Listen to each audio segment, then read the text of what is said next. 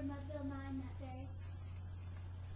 The score was 2-4, with but one inning left to play. And then when Cooney died at first, and Burroughs did the same, a pall-like silence fell upon the patrons of the game. A straggling few got up to go, leaving there the rest, clung to hope which springs eternal in the human breast. They thought if only Casey could get a whack at that, would put up even money now with Casey at the bat.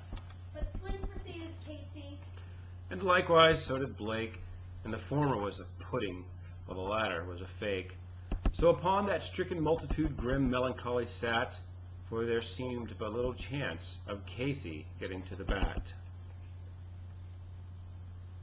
But Flynn let fly a single to the wonderment of all. And the much despised Blake tore the cover off the ball. And when the dust had settled, and they saw what had occurred, there was Blake safe at second, and Flynn a hugging third. Then the glad multitude went up a joyous yell. It rumbled through the mountain tops, it rattled in the dell, it struck upon the hillside and rebounded on the flat, for Casey, mighty Casey, was advancing to the bat. There was ease at Casey's manner as he stepped into his place. There was pride in Casey's bearing and a smile on Casey's face. And when, responding to the cheers, he lightly doffed his hat, no stranger in the crowd could doubt 'twas Casey at the bat. 10,000 eyes were on him as he rubbed his hands with dirt. 5,000 tongues applauded as he wiped them on his shirt. And when the writhing pitcher ground the ball into his hip, defiance glanced from Casey's eye, a sneer curled Casey's lip. Now the leather-covered sphere came hurtling through the air, And Casey stood watching it in haughty grandeur there. Close by the sturdy batsman, the ball unheeded sped. "That ain't my style," said Casey. "Strike one!"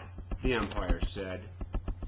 from the benches black with people, they let out a muffled roar.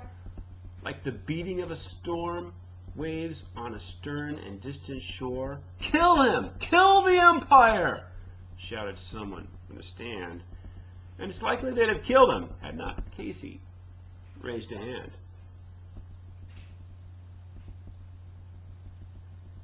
He stilled the rising tumult. He bade the game go on. He signaled to the pitcher, and once more the spheroid flew. But Casey still ignored it, and the umpire said, "Strike two!" And echo answered, but one scornful look from Casey, and the audience was awed. They saw his face grow stern and cold. They saw his muscles strain, and they knew that Casey would not let the ball go by again. You let Casey slip. His teeth are clenched in hate. He pounds with cruel vengeance his bat upon the plate. Now the pitcher holds the ball, and now he lets it go. And now the air is shattered by the force of Casey's blow. Oh, somewhere in this favored land, the sun is shining bright. The band is playing somewhere, and somewhere hearts are light. And somewhere men are laughing, and somewhere children shout.